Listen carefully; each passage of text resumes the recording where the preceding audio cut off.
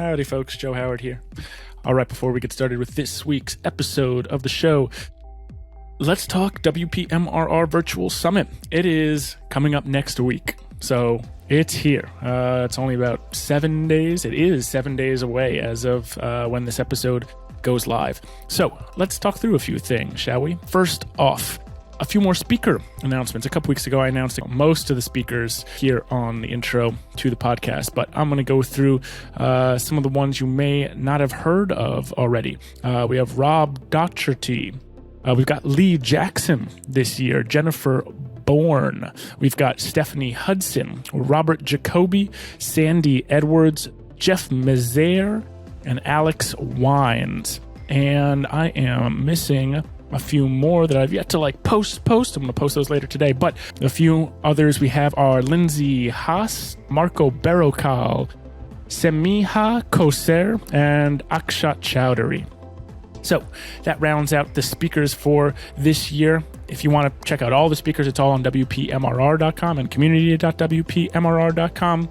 So speaker lineup is a strong one this year. I'm excited. So you know who the speakers are now, but topics, what are they talking about? Obviously, we want to help folks, help them responsibly grow and hit their MRR goals and milestones. So that's what the summit's all about. We have the full calendar or the full schedule up, again, both on WPMRR.com and community.WPMRR.com. So feel free to go check it out. It's all listed right here on the homepage and where we will be live streaming it in the Circle community. So calendar's up. Definitely go check that out as well. I'm not going to go through the whole schedule right here because that would take me 10 minutes of just talking. I get super excited about each guest and what their topic is. So I'll leave it up to you if you want to go check it out yourself. Okay. Another shout out to sponsors of this year's summit. We've got two groups of sponsors. First, our legacy sponsors. We've got GoDaddy Pro, WP Remote, Green Geeks, Growth Suite from WP Engine and Flywheel, Weglot, Cloudways, and WordPress.com.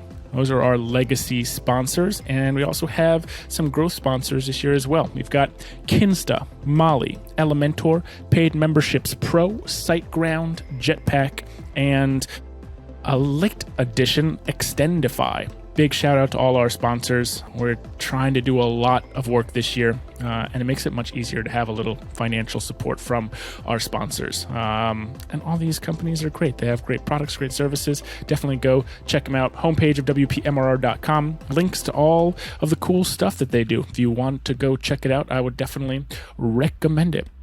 All right, so last two things. If you've heard about this summit and you haven't signed up or registered yet, it's a free event. We're excited to do this next week. Definitely go and sign up. We'd love for you to attend live, but also if you sign up, you'll get notifications when all the talks are uploaded to YouTube for free after the event. So if you want to get a heads up there, you also should register to make sure you get that notification. Regardless, community.WPMRR.com. Or you can just go to WPMRR.com and there's a little chat widget on the bottom corner that opens up into our community. Go ahead and sign up and register for the community. It takes about 30 seconds or so, and you're automatically added to the space where we will be live streaming and posting updates for the summit. So do that now. What are you waiting for? Last but not least, after you register, I guess two last but not least. One, make sure that you add the event to your calendar. You may have some other stuff going on next week. I'm sure you might. So if you want to add this to your calendar, just so you can know, when you can attend, what events you can attend, and you can block yourself as busy as well so that nothing else gets booked in your calendar during that time. If you want to attend the whole event, that might be helpful for you. So that's one last but not least. The other last but not least is pre-summit survey. We have a survey up. I'm going to email people about it this week at some point, but if you just go on to community.WPMRR.com, it's a little widget in the sidebar, just says summit survey. I'm looking at it right now. Just click that. You don't even have to go into a new window or a new tab. You just fill it out right in the community, and just all you're doing is answering a few questions anonymously so that we can give more information and detail to our speakers so that we can give the best, most personalized talks possible, answer as many questions as possible, help people as much as possible. Okay, that's it. for the summit. Last thing I'll say is I hope to see you there. So let's get into this week's episode of the podcast. This week, I was lucky enough to have a chat with Miriam Schwab. Now, Miriam is the CEO of a company called Strattic. You may have heard of it. They are doing Headless WordPress as a hosting solution. It's a very interesting model they're going after. If you're in the WordPress space, of course, you've heard of managed WordPress hosting, shared WordPress hosting, but this is kind of a different take on hosting. She's gone in a different direction, raised millions of dollars of funding to grow this company. Talking to her as someone is the CEO of her own company, big ambitions, big growing company, and also how she finds time to have a family at home and spend lots of time with that family. That was something that really struck me as like, wow, she's someone who's figuring out how to do all of that at one time. So for other folks who are thinking about how am I going to start a company, run a company, and enjoy my life and spend time with the people I want to, this is a really cool episode as well. The last thing that definitely struck me chatting with Miriam was her value structure. At the end of today's episode, we talked about a big decision she made in terms of refusing a PR opportunity that she was presented that would have been pretty big for her, but because of her principles, she actually declined on that offer. And that's something, a lot of people talk the talk, but not everybody walks the walk. So that was something that really struck me, and I think something that will definitely stay with me for a while and hopefully make me stronger in terms of making decisions that are going to be really value-driven. That's really important these days for business owners to do that. So all right, without further ado, please welcome Miriam Schwab. Enjoy today's episode. All right, we are live on the pod this week with Miriam Schwab. Miriam, very nice to meet you. Good to see you. And tell folks a little bit about what you do with WordPress and the WordPress community. Okay, well, hi folks. I'm Miriam Schwab. I'm the co-founder and CEO of a company called Strattic. Strattic is a next generation hosting platform for WordPress websites. We convert the WordPress site to a static and headless version of itself, which is what the internet ends up visiting. That static and headless version is just a collection of static files, which means HTML, CSS, and JavaScript.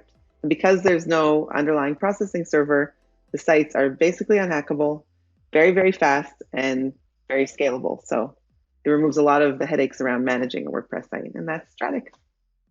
Yeah, very cool. I've had a few folks talking about headless on the WordPress, but I've never had the CEO of a big company doing this before on the podcast. So it's very nice to have you on and get to talk a little bit about this with you. Obviously, like some of these advantages are like crazy. Like I've seen static sites that load in like literally like I snap my finger and they're loaded. I'm like, what? Like that's crazy. Like so speed, clearly good.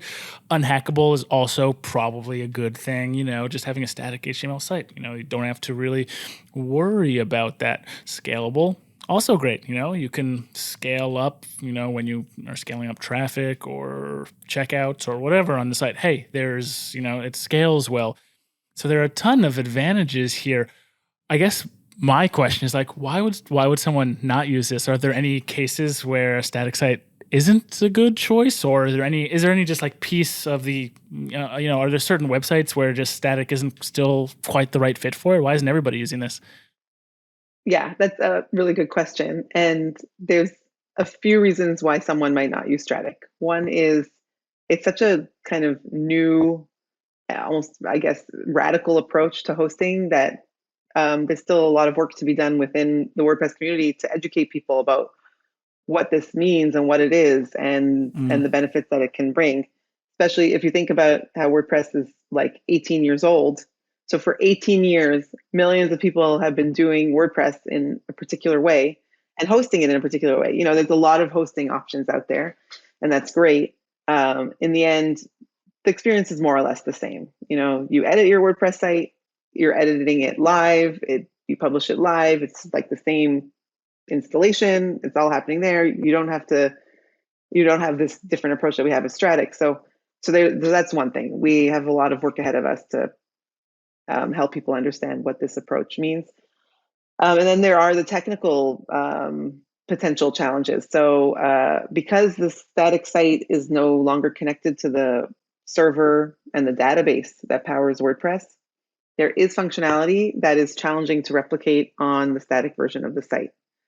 So what we've done is we've taken very common functionality like search and forms, 301 redirects that are managed, let's say, with a plugin, WPML, which is a challenging, very resource intensive plugin. Yeah.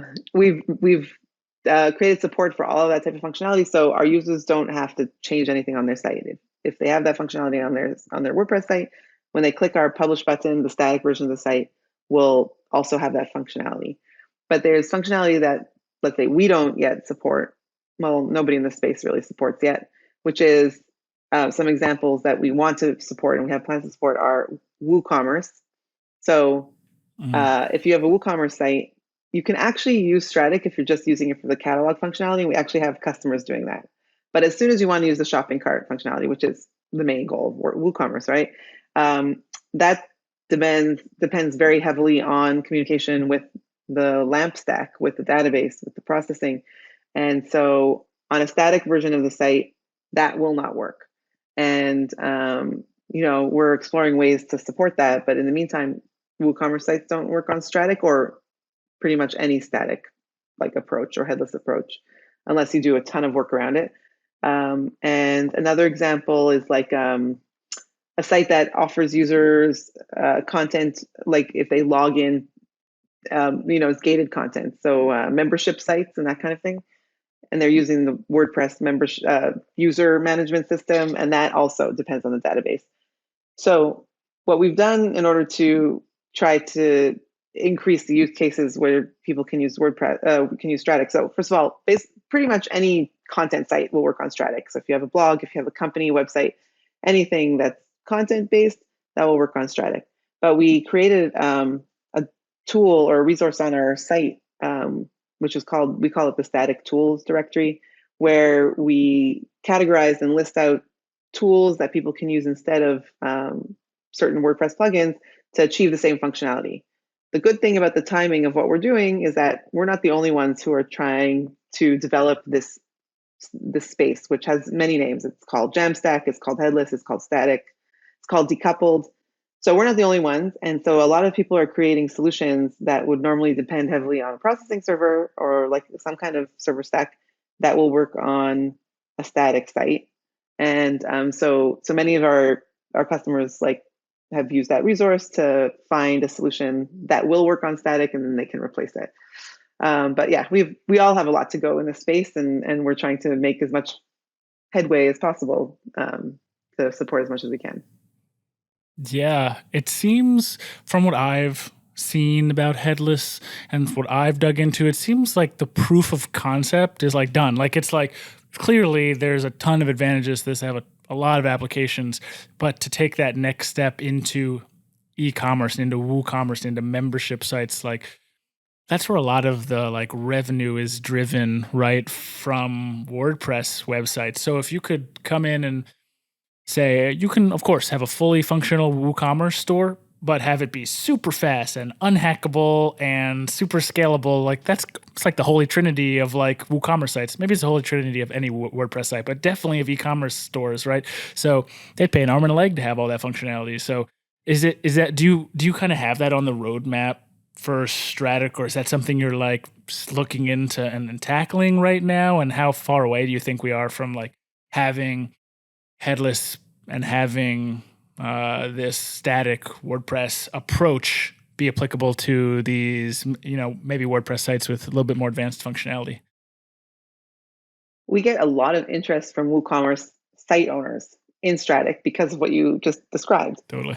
The performance of their site is so important to the results of their site in terms of, customer conversion and actual purchasing, and also, of course, ranking and things like that, that they are, and WooCommerce tends to be a sluggish system in so many cases. So there is a big pain point there that needs to be solved. It is on our roadmap, and we're exploring ways to solve it. We actually are looking into ways potentially to partner with third-party shopping cart functionality. So that would plug directly into WooCommerce. So you would use WooCommerce as usual. You could use the catalog as usual, all the products, et cetera, et cetera. But the moment you click to add something to a cart, it actually would be added to like a third party cart. The idea is that for the user, the experience would be as seamless as possible. Okay. That's always our goal, right? Our goal is to keep the user experience as aligned as possible with the native WordPress experience. So, but that's a very complicated application Yeah. to support WooCommerce, even with a third-party shopping cart. So it's on our roadmap. It's going to be one of our next main focuses, but it's a way out. It's going to take us some time to get there. Yeah, of course. I want to hear a little bit about your story getting into. I'd like to talk about starting the company and doing some raising funds for, it's a Strattic is a funded company. And I do want to talk a little bit about that. But first, I actually want to talk about how you first got into headless and static WordPress websites. I mean, there are a lot of hosts around, right? There's a lot of really good hosts around that don't take the approach you use, but you've gone in this direction of saying, we're going in this headless direction and really building a company around it. Like, when was the first time you discovered headless WordPress and started really getting into it and starting to think like, maybe I want to do more around this area in WordPress? So before I founded Strattic, I had founded a WordPress development agency. It was called Luminea, and did that for about 13 years, building a lot of websites for Israeli tech companies in particular. And tech companies actually until today tend to be one of our most common types of customers, because tech companies have content heavy sites that actually do have a lot of financial value for them or commercial value for them as a company, because they use the sites for lead generation, right? And marketing purposes. That's the window to their business. So while, like you were saying, WooCommerce is like the most, I guess, maybe revenue generating, but for a lot of companies, a regular content website is really critical for them for their bottom line. So anyway, so we did that with a lot of Israeli tech companies who had WordPress sites as their marketing sites, and wanted like a high quality supplier. So learned a lot over the years, and as time went on, just managing the WordPress site became more and more challenging. It started demanding more of our time in the agency. We had a kind of maintenance package that we offered our clients, and that was great because they could access, us if they needed support, and we would keep their sites alive and well. But just, WordPress's market share was growing and growing, and was being increasingly targeted by hackers, and performance was becoming more and more important, but also more and more challenging to achieve as websites became more dynamic. Scaling could be a huge nightmare, where let's say one of our clients was going to run a campaign or launch something, and we'd try to provision servers and make sure they're ready to go, and then sometimes it wasn't enough. So and also WordPress's reputation started to kind of be tarnished a lot because of these issues. Developers started looking in other directions for solutions. So I started to think, well, maybe just focusing on WordPress for our clients was not the right approach. Maybe we needed to explore what else was out there at that time in the world of web development. 13 years in using WordPress, the internet changed. There must be something out there. So I started doing research, and I came across this emerging trend, which was known as static site generators, and then became known as Jamstack. Headless falls under that umbrella. So static site generators are a way to basically build websites like we did in the beginning. At least I did. I'd been in the web space for a long time. So we would write HTML files and then FTP them up to a server, and that was the site. It was a collection of, and every page was its own HTML page file. So static site generators were taking that approach, but in a much more sophisticated way, with a templating system and a system that would generate the pages, so you didn't have to like what I used to do was code a page, FTP, code a page, FTP, which is not efficient. And I was like, wow, that's amazing, because those static sites are super resilient. There's no issues related to, there's nothing to hack. So vulnerabilities are not a thing. scaling, it just would scale infinitely because there's no resources involved in serving up that page, like very minimal resources. In WordPress, when you request a page, it generates it for you on the fly. These pages are pre-rendered, so all they have to do is just serve it to the person, and that's much faster. And that's why you feel like the speed on these sites. And also, once it's fully static, it can be fully served up through a CDN, through a content delivery network, so it's fast everywhere.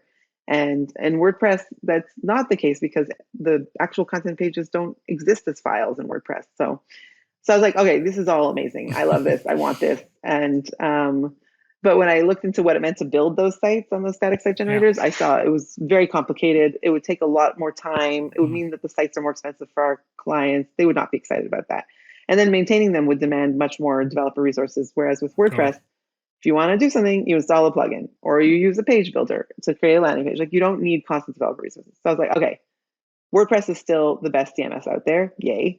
But now that I am familiar with this world, maybe we can bridge these two worlds, like, or bring them together. So if we turn WordPress into a static site generator, you get all the benefits of WordPress, and there's a lot, right? It's very flexible, open source, great community, plugin ecosystem, tooling, everything. But click a button and then generate the static version of the site. And that would be the site that the world would visit. And that static site would be, super fast, resilient, unhackable, etc. So that removes like the headache around, people call it like WP ops or web ops, like the management of a site. So anyways, that's how I came to the idea for Strattic. But I was still managing the agency, so I transitioned away from that. Eventually sold the agency and started working on Strattic. I joined some startup. Early on, I knew that I wanted to go like a startup route, or it's also known as like a venture-backed company. Yeah. Probably a lot of that has to do with the fact that I'm based in Israel, where like every second person here has founded a startup. Yeah, for people who don't know, Israel's like company. A huge tech hub, and there are other WordPress companies in Israel too. I know Elementor is based there, and I'm sure a few others. Yeah, so yeah, Elementor is based here. Freemius, that's right. Vova is based here. Yeah, and WPML has some roots in Israel as well, and I'm sure there's more.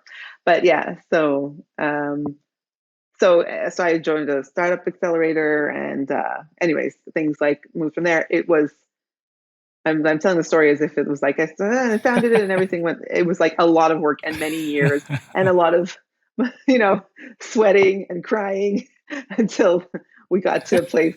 Until we got to where we are now and raised the funding. But anyways, that's how I got into Strattic. Yeah, very cool. I know this is like, it's the secret to like running a company is like sweating and crying until you finally get there. It's like, it takes a lot of hard work. People see these, they look at you now and they're, reading news articles. I was doing a little research before I, hopped on with you, and I, reading, I assume this is right. You and your co-founder raised $6.5 million seed round, which was, according to this article I'm reading, the size of the round was nearly 10 times the 2019 median seed for a startup with a mixed gender founder. So, I mean, yeah, $6.5 million is no joke. It's a large amount of money to raise, and it's not something that, maybe it's something that like a 5-time founder who's totally like on cruise control, maybe they could like get a collection of people together and raise as much. But for 99.9% of people, it's going to like take a ton of work to get there. So although it looks cool in the news article, man, the amount of work and time it took to get there, I'm sure was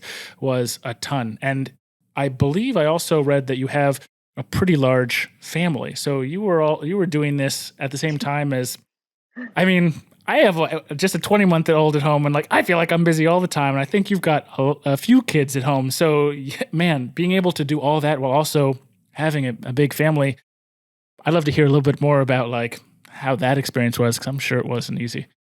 Yeah. So having a 20-month-old at home is really hard because that stage is very demanding, and also when you have one kid, it's like it might sound easier because it's less than more than one, but that kid is like that doesn't have siblings to play with or entertain them, and believe me, that makes a huge difference. So it's challenging. But yes, I have 7 kids. But when I started working on Strattic, it was at the stage where my youngest was already 3. Now, that doesn't mean she was going off to college or anything like that. She was still small. But at that point, I was past the baby stage. I did the baby stage for many, many years, with 7 kids. And my oldest was 14 when she was born. So it's like 14 years and then another 3 years until she was 3. Yeah. It was a different stage. And, when you have older kids, they help with the younger kids and they Totally. also are more independent themselves. And I had my agency while I was doing all the babies, the baby stage. But that worked out well. That was like ideal for me at that stage because I actually founded my agency after I had my 4th kid because I realized that like having like a regular job where I have to show up at an office like from 9 to 5 would not work for me with 4 small kids. Every day, you never know what's going to be with a kid. They're going to be sick. Their school's going to go on strike. There's a lot of Jewish holidays, so they were always on holiday. Hey, we're off again this week. It's just exactly. You're like, is it really another Jewish holiday? Yes, it is. It was like it's too much to juggle. So I was with my agency. I was able to progress professionally and also like learn a lot. Learn about managing a business. Learn about web development, WordPress, a lot of stuff around having a business while having the flexibility that I needed to be a mom. So that I did at that stage. And then Strattic came when like I was at a different stage and that makes a big difference. So it's not like they don't need attention. I spend you should see my calendar. It's like Strattic events, child related events, or like personal. It's a lot and it still needs a lot of attention, obviously. And it's very important to me to be a present mom and involved mom. And I always want to show up. So that's that. But it's different than the baby stage, much different. Yeah, I get that completely because I do spend a lot of time. I have to be active all the time around him, but when they're a little bit older, they do have a little bit more self-attentiveness that they can apply to themselves. I like the idea of moving into kind of working for yourself once you had a few kids and realized your schedule wasn't able to accommodate that. I think there are probably a lot of people out there that are like that are probably at that stage or are in a similar stage that you were at that time, and they kind of continue to work that same job for a long time. And I think you can, if you're the kind of person who can be a little bit entrepreneurial, I mean, how many people sit in an office all day and like order some stuff on Amazon or like hang out in the coffee room and actually do like 2 hours of work? Well, you could like do two really good hours of work as kind of working for yourself and then still be able to spend, time with 4 kids. So you can actually do both. It's really just kind of like it's a reprioritization of your time and your schedule. And I think it's a scarier concept than it actually is in application in a lot of senses. I think a lot of people are like scared to make that jump, but then you do it and you're like, oh, I can do this. Sure, there are hard days, but it's hard to go to work for 8 hours and have try and come home and do, be a full-time present mother or father at home after, 8 to 10 hours a day. So cool. Yeah, for sure. I just want to add to that yes, it seems scary, and also having a job is like something that people understand. It's like, oh, I have a job, I go to work, I come home, and like when you're entrepreneurial, it's almost like you lose that structure in a way. So that can be scary for people. But on the other hand, there are people who start families, which is great, I think, in my opinion. But then it's just not realistic to keep the job going, and then they just stop having a profession. And I think if we change our expectations of what we need to achieve during those years, then you can keep progressing. It's just instead of like giant leaps and bounds, it's like baby steps. And that's okay. As long as you're moving forward, at some pace that works for you, then at some point you will find yourself probably with your kids no longer needing all of your attention. And then it's harder to get back into the workforce. But if you always like keep your toe in the water, or whatever the saying is, and if you're always like moving forward a little bit, then you can, because you've stayed relevant and you've stayed current and you've stayed involved. And it doesn't have to be all or nothing. I guess that's what I'm saying. It doesn't have to be all or nothing. Yeah, great advice. Okay, I want to talk a little bit about Strattic now, but also like post funding. What has it been like running a company? I guess let's start like, I mentioned how much the company's raised. How big is the team? Is this like a bigger team or a leaner team? Well, the funding enabled us to do what our main goal was to do, which was to hire people and to grow our team. So we're now a team of 22 people. It changes because we hire people, whatever, but I'm pretty sure we're now at Right. 22. um, and um, and our main focus after we raised the funding was to improve the product and build out additional functionality and compatibility and support for different Mm. WordPress functionality. Turns out that building what we built and continue to build is very complicated. Making sure that a person, all they have to do is like simplifying it down to a button. What we do is we just add a button in the WordPress admin and simplifying it down to just a click of a button to make sure that it generates an exact perfect replica of the site quickly while capturing certain dynamic functionality. It's very complicated. And also creating the user experience around it so that people understand what's going on, because Yeah. it's very different than how you would normally host your WordPress site. When you have a regular WordPress site, you have one site, right? And the back end is tightly intertwined with the front end. On Strattic, you have the WordPress site, which nobody else visits except for you and your team or whoever has permissions. Mm. It's cut off from the internet. You click our button and that generates the static version of the site. So that's your second site. We also give every user an additional static site. It's like their staging site. So if they want to test changes on not their live site, before deploying it to the live site, they can test it on their preview staging site. Cool. And then there's a CDN on top of that, and like it's different. So we also have done a lot of work on the user experience so that people can comprehend what's going on, hopefully pretty easily. So that was like our main focus for quite a long time, while onboarding customers who found Right. us. But we weren't doing like aggressive marketing or sales.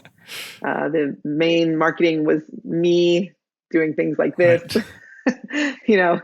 and speaking at conferences and doing webinars and blog posts, things, whatever. And that helped bring in a nice trickle of, or stream even, of users. But we weren't ready to have more yet, because at that stage also, we didn't have self-serve fully set up. So we would have to do a lot of hand Mm. holding. And if we had too many customers coming to us at once, then we wouldn't be able to provide good service. And providing excellent service is like real. It's one of our most important focuses as a company. I believe, and a lot of us believe in the company, that the quality of a product, 50% of it is in the customer support. You can have the most amazing product, but if your support is not good, then people can't appreciate the product. So Totally. so we want to always provide really like stellar support for our customers. And so at that stage we weren't ready. But once we rolled out self-serve, which we have now, so someone can come to our site, sign up, onboard, Yeah. and pay and go live on their own, we started to grow further. So that's the next stage. Cool. I love talking with people in the WordPress space because everyone's so obsessed with customer support. It's like, I feel like outside in the tech space, people are like, customer support. It's like, it's like kind of secondary. Like, we do it because it helps us grow. And like, everyone in WordPress is like, I do it because it's like super important to like make people happy and like for people to be happy with your product and like Yeah. to help people in general. So I always appreciate that mindset. Cool. I was on the website. I was just kind of like checking it out, and I was trying to. I was wondering who your kind of core customer or client is. It sounds like it's some content sites coming to you. It sounds like maybe it's, for right now, it's website owners, people who are running their own websites. Is there any sort of like agency angle or anything like that? Like a company, like we have like a white label program, WP Bus, where we work with agencies that run like 25 websites. Have you, I guess maybe you could just sell the licenses directly to agencies for multiple seats. Is that something you're thinking of, or either doing now or thinking about in the future, going for maybe like people who have 100 sites as touch points as opposed to maybe one or two? Definitely. I mean, we have agencies reaching out to us and they'll say, I have 10 sites, I have 20 sites, I have 100 sites. We've had people come to us and say they have 1,000 sites. Only recently did we create like some kind of agency program, and I'm putting big quotes around it because it's like 2 line items. We have to like really flesh it out, and we're trying. So we keep running it by agencies to see, okay, well, how does this work for you? What do you think of it? What pricing do Yeah. you need or are you looking for? So we have some agencies who are using Strattic for sites, and also they generally want to start and should start with like one site and then another site. Yeah. So we do like a pilot, and then hopefully that goes well, and then they do other Cool. sites. But we definitely want to like have a strong focus on agencies. I mean, Strattic was created out of my agency need. Totally. I needed less hassle around managing the WordPress sites that were under our management. I needed, every agency, what do they want to do? Or at least I think it's like this, is we wanted to just keep building sites. That's where the fun is in our work. And that's the proactive work. We want to build sites. We don't want to have to stop building sites for our clients in order to go and clean up malware or whatever, reset a site or restore. Like, you don't want to be doing any of that. So that's, I think, a lot of value for agencies. And once we have like a more structured agency program in place, we'll probably start, also doing outreach to agencies. But we'd also, I mean, if you have agencies listening to this, please contact us, and we'd love to hear about your needs. I don't think we're going to do white label anytime soon. It seems like it's not something that the agencies that we've been talking to care about. So, we always have to prioritize what we're doing on our product. So nobody seems to care. They just want to send their clients to like a high quality hosting company, and like hopefully also that it works out for them financially. So that's what we're aiming for. I think Strattic is like a pretty solid brand name in the WordPress space. Like, people who I talk to know about Strattic. It's like, Strattic is a good company doing good stuff. So it helps folks probably not to white label something like that. It's like we partner with Strattic to like bring you this great hosting. So I think that all makes a lot of sense. And I like that on your pricing page, I'm always like going and checking out people's pricing and seeing like, where are people priced at? Like, what do they have on the pricing page? And for like the agencies and enterprise, it's like, come talk to us, which I love, because it's like, you're going to come and pay a lot more, but like, we're going to work with, it helps both parties, because it allows you as a Strattic to like figure out pricing that's going to make sense, like more at scale. So you get to like work with people personally in that sense, and like really find a price point that makes sense for those people. And those people get to get something maybe at a slightly lower price than they would otherwise if you were just like, let's just price this at like $10,000 a month. Well, it's like, maybe people, some smaller agencies can't pay that much, so they'll start low or something. So I think it helps everybody. The one thing I also saw on the pricing page is that there's as of the time of this recording, there's a 30-day free trial for hosting, which I don't see very often in the hosting world. Most hosts, at least the way I've seen it, that's true, are either more expensive, like more just your regular pricing, like people will pay and then start their first month, like a fully managed WordPress host. So it'll be like $30 a month, $40 a month. You pay, you start. Some of the like shared hosting will like, it'll be like $3 a month for like in tiny writing, like for 12 months. And then, after 12 months, it's like $400 a year or something. It's like they kind of trick you into like, this long-term deal that you end up like paying a whole lot more for. But you have this I don't even need to get into that today, but the 30-day free trial is not something I see in with a lot of hosts. Maybe I'd love to talk a little bit about like why you're the CEO of a company with a lot of people. So you may not be the like pricing and conversion specialist anymore. If you're the CEO of a 5-person company, maybe you're in it, but you may not be quite at this level. But if you have any insight into kind of why you decided to go with a free trial, and like what the process of making sure people are successful with the free trial and then move to a paying customer, I'd love to hear a little bit about that process. I'm glad you asked. It's true. I'm so used to us having a free trial. I kind of forgot that that's not common in WordPress hosting. I see it in software and in SaaS, but not as much in hosting. It was interesting. Yeah, exactly.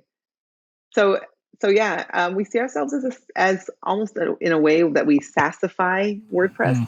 So that's part of it. I am involved in pricing.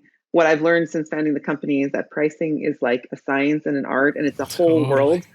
What I've learned is, for example, companies like LinkedIn have whole teams that are just about pricing, like 50 people that just work on pricing. Like so mass I find that amazing. Experiments and learning, and it's unbelievable. So I find that fascinating. So we're obviously not at that stage. Right now, our analysis of pricing is talking to people. Yeah. Like, the people who reach out to us, the agencies like you were describing, or the enterprise companies, talking to them, Totally. like listening through our customer support. Also, we learn a ton through there. So, but the reason we do the free trial is, like I said, we see ourselves as like SaaSifying WordPress, but also because our approach is so different, we want to make sure that people can try it out fully. Usually people come to us with an existing site that's somewhere else. They can migrate a copy onto Strattic, generate their first static copy, see what that's all about, see if that's comfortable for them, ask us questions. Sometimes when they generate the first static version of the site, things might not be working exactly properly, so they can, ask us and we can help them resolve those issues. And all of that needs to happen before they start paying. Like, they need to see how this whole thing works, see the value, and then upgrade. And the upgrade trigger is pointing your domain name. So until that point, the static version of the site is running on like a Strattic subdomain. Oh, cool. So they can't actually, so they're not actually going live, but they can fully see what it's like. And there's no risk. They upgrade, and then they can point the domain. There's no risk. Exactly. There's no risk. You try it, you don't like it, no problem. Yeah. We don't ask for a credit card, nothing. Just test it out. So see credit what it means card for after you. the 30 days. So after, like when you're ready to upgrade, or after the 30 days, if you want to keep using it. Also, our customers can ask us to extend the free trial. Like if their testing is going longer, that's no problem. Cool. The 30 days is just there so that there's some limit. But yes, that's why we have a free interesting. trial. I think free trials are probably easier to do when you're a funded company in general, when you kind of can pay to support free customers and pay to get that funnel working well enough to make it a good financial model. And in a lot of cases, like, it takes a lot of experimentation and like figuring out how to get free users to be paid users. And in some cases, it just takes a lot of time and resources to do that. But I really like what you said about, because I think people forget that there's a benefit in both sides to free trials. Obviously, there's all the advantages you said for your customers, right? They get to try it out. There's no risk because all the stuff's on your servers. They can pay when they're ready. Once they do, they're going to be like great customers because they're like, wow, I had a great free trial experience. But you also mentioned like you get to like help them fix some things that aren't quite working with the static build of that particular site. That's going to help you tremendously as a customer or as a business, because everybody in your free trial is kind of like an experiment for you, and you can make Strattic better through like, oh, we saw 2 of this edge case today. We got to build something out for that specific thing, or like, how do we make these headless WordPress site better for this specific, I don't know, if a PHP version thing affects it, or like maybe it just doesn't work with like, oh, something's off with like that theme, like there's something wacky. I don't know. I'm not technical. You can probably tell, but I'm just giving you some cases. No, but all of what you're saying is totally. So you can learn. It's exactly right. Yeah. We learn a lot. It's great for us, because we can learn a lot. We learn a lot on the technical level. We also, when customers ask questions about our product, if we see the same question being asked repeatedly, then we can create better documentation around it. We will even make changes to our UX in the actual environment of the platform. We'll maybe write some blog posts, and we'll maybe add some additional tips in intercom. Like, all of that helps it make the whole experience better for all of our users. So you're exactly right. And also for us, so we're funded so we can kind of fund free trials better, like more easily, I guess, or whatever, than others. But for us, it's also an important marketing channel. Like, we have a lot of people who come and test it, even though they don't yet have like something specific that they want to put on Strattic. And then they've tested it, they loved it. Generally, let's say they had a great experience, and so then they later come back with a project, or they told other people. And so it's just, we want as many people as possible using Strattic and experiencing it. So even if it's just to see what it means or what it's about, so that like later on they can come back and use it or tell their friends. It's also that education you talked about before. It's an educational campaign about like, what is this? Sounds scary. Like, what is this? Well, people who come to do a free trial, some of them will not end up using Strattic. Some of them will not end up going headless at all. Most right? of them. Yeah, most of them. So, but exactly. A lot of those people will have had that experience, and it will give them a foundation to be brave again in the future to potentially come back to it. Because a lot of it is just about it's a new thing right now. But in 5 years, hey, in 5 years, 80% of WordPress sites could be doing the Strattic thing, right? So maybe it'll be Yeah. easier for them in the future when when it's more commonplace, right? People just do what's the normal Yes, thing to do is, and right now it's kind of like the bigger piece exactly. is like the managed WordPress hosting, but that's just because people didn't like hosting and they just wanted someone to do hosting for them. No way. This is like Right, kind of avoid exactly. all the headaches of hosting in general and like a lot of the headaches of WordPress in general Yeah. and just like have a WordPress site and don't worry about it, So Yeah. That's exactly it. And that's right. So we need to get to the point where more people, it's a comfort thing. People like status quo. yeah. If it's working, if it ain't broken, don't fix it kind of thing. And But even since I started working on this in Mm. 2016, like as a initial, like I created a landing page and I scraped this, whatever, like initial proof of concept, very minimal. But as I progressed with building the company, building the platform, and I would talk to people about it, it was like I was talking Chinese, well, not to Chinese people. I was talking a foreign language There you go. to that nobody knew. I'm like saying like static and headless, Right. and they're like, "What are you talking about?" But now it's changed enough, or to a certain extent, that like people have heard the term headless or static WordPress. They're curious. They've maybe read something about it, and it's already something that has kind of taken a spot in their brain. It's not like a completely foreign concept anymore. So we've gotten there, and then hopefully we'll continue. That will continue to progress. Very cool. All right. I would like to start wrapping up, but there's one more thing I would like to ask you a little bit about. I was doing a little bit of you're like all over all these news articles too. All this like awesome PR that you've done at the startup, like it's great. I was looking just doing some research, just like click the news tab in Google News, like whoa, like Miriam's everywhere. But There she I came is. across this article in Jewish Journal, and I just want to read the first paragraph or so. And this article says when an ultra orthodox magazine approached Miriam Schwab for an interview about her fledgling startup. This was written years ago, so obviously things are a little different now. The first question she asked was whether her picture would be included. Regretfully, the reporter told her the magazine's policy was not to publish any photos of women, ostensibly on modesty grounds. And then a quote from you, and your quote is, "I can't and I won't be in a publication that has a discriminatory policy against women."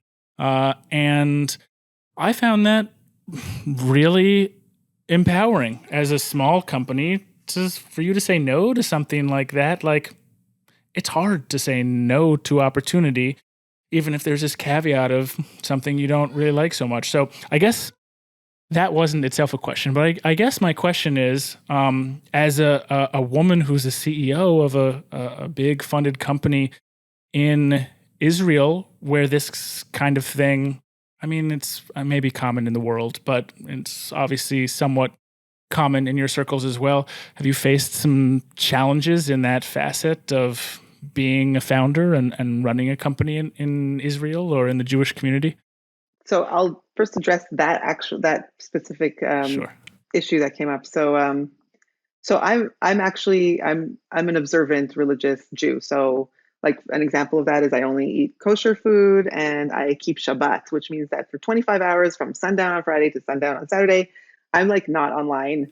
Mm. There's a lot of things that we don't do. There's a lot of things we do. We have like family meals, whatever. Anyways, so I'm an observant Jew. And so what comes with that is that I also do observe certain, I guess, regulations around modesty that are part of being a religious Jew. There's a lot of flexibility within that and different interpretations, but I try to, but I cannot tolerate when certain parts of our community try to take Judaism to a level where their idea of modest women is like women that just don't exist. That's not how we should be. That's not how we are. It doesn't have to be that way. So I won't support that. Our faces are our identity, right? How do you recognize someone when you see them? It's because you've seen their face and you're like, oh, hey, Miriam, right? Because you recognize me. If you never see my face, you will never know who I am. I lose my identity. So I was approached by this very popular Jewish magazine, and they wanted to write an article about a female entrepreneur. So that's kind of the dichotomy within the Jewish religious world. On the one hand, they wanted to celebrate that I'm a female entrepreneur and founder. On the other hand, their regulations wouldn't allow them to publish a photo of me. And it's not that it's not like I'm like, please look at my face. I want to show off my face or something like that. No, it's like, this is who I am. This is my identity. On my driver's license is my picture. On my passport is my picture, because that way it's not just my name, it's my face. So I turned them down. I said, do you put pictures of men in the magazine? They said, yes. I said, well, it's just my face. It's not immodest. No, they wouldn't put it in. So I posted about it in a community group, and then it got picked up, and that's why it ended up being there. And I was on like also a radio show that interviewed me about it. So in a lot of like traditional communities, there's a kind of a pull between tradition, but also the modern world that we live in, and all that. So that's with regards to that. And anyways, it got reported on. With regards to being a female founder in Israel, it's less about being like that. Israeli society in general is it's kind of traditional, but it's also not religious, and particularly in tech. So nobody's like, oh, they're not coming from a religious perspective. But being a female founder, whether you're in Israel or in the States or anywhere, is challenging. You are different than the standard founder. And the place where that ends up having an impact is actually fundraising. I'm sure there's other places as well, but by this point in my career, people understand that I'm a WordPress expert, and like I have enough, I guess, credentials. But when it comes to fundraising, so investors, when you go to fundraise, you're basically asking investors to believe in your potential. Because particularly like when we raised our seed round, we didn't have much to show for it at that point. We had, some validation. We had paying customers, and we had my background and the market size and whatever. But in the end, you're asking investors to believe in your potential and in your dream and in your vision. And I would walk into rooms and meet investors, and I don't look like all the other founders they meet every day for years, who are men of a certain age, from Tel Aviv. I'm from the Jerusalem area. I'm also an immigrant. I'm originally from Canada, not native Israeli. I didn't serve in special intelligence units in the army. I don't check the boxes that they're used to. And so women in Israel have, I think, in general, a much harder time raising funding. I did look at the statistics, though, and it's not, in terms of the number of female founders versus male founders, et cetera, and how much funding is raised, it's not different than in the States. It's the same. But we were able to raise funding in the States because there's so many more funds there, and there's a lot more funding capital, that the chances of raising there are higher. I do think also they're more used to diverse founders potentially. It's hard to say exactly. So that's where it came in to play. It continues to be a challenge in some ways. Like every once in a while, it rears its head that I'm being limited, or there's like a bias towards me because I'm a female founder. But we just keep pushing ahead and, hopefully succeeding. And hopefully one day people who underestimated me and the company will regret it, because we will continue to hopefully succeed. But I know that female founders around the world face these issues. It's not specific to Israel. And then on the other hand, I know there's like, Israel's a country where nothing's black and white. Like it can be A and it can be B. It can be heads and it can be tails. So on the one hand, there's the traditional perspective, but then on the other hand, there are a lot of initiatives to support female founders and what's like the minorities in Israel in tech. And I did benefit from a lot of that. So on the one hand, there's a lot of support. On the other hand, sometimes it really becomes an issue. But that's, I guess, just how the world is, I think, everywhere. So that's a long answer. I hope that answered it to a certain extent. No, very well.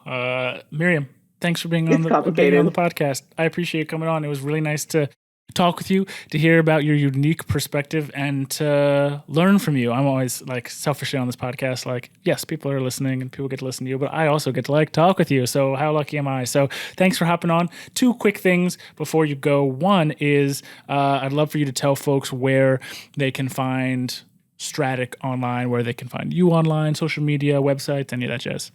Okay, so first of all, you can find Strattic at our website. It's strattic.com, 2 T's in the middle, STRATTIC.com. We are on Twitter. I'm on Twitter. I'm on Facebook. I'm on LinkedIn. So feel free to connect with me at any of those places. You could just search for my name, Miriam Schwab. If you want to email me, Miriam@strattic.com. That's my email address. So feel free to do that. DMs are open on Twitter also for me, so you can just direct message me if anyone wants to. And yeah, that's where we are. Very cool. Miriam, last but not least, I always ask our guests to ask our listeners for a little Apple Podcast review. So if you wouldn't mind just asking folks for a little review for the show, I'd appreciate it. Now that you've heard this episode, and hopefully you'll listen to other episodes, I'm sure that you can now see that this is a great podcast. And so please go to Apple and leave a glowing review for WPMRR and Joe and everyone behind us. I appreciate it, Miriam. If folks want to leave a review, WPMRR.com/review redirects you right there if you are on a Mac or an Apple device.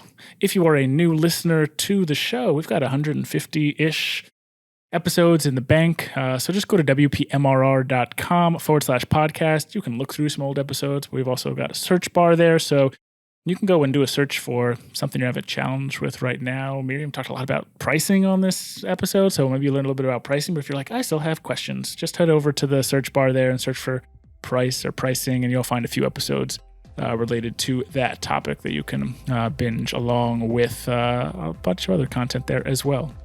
The WPMRR community, just at community.wpmrr.com.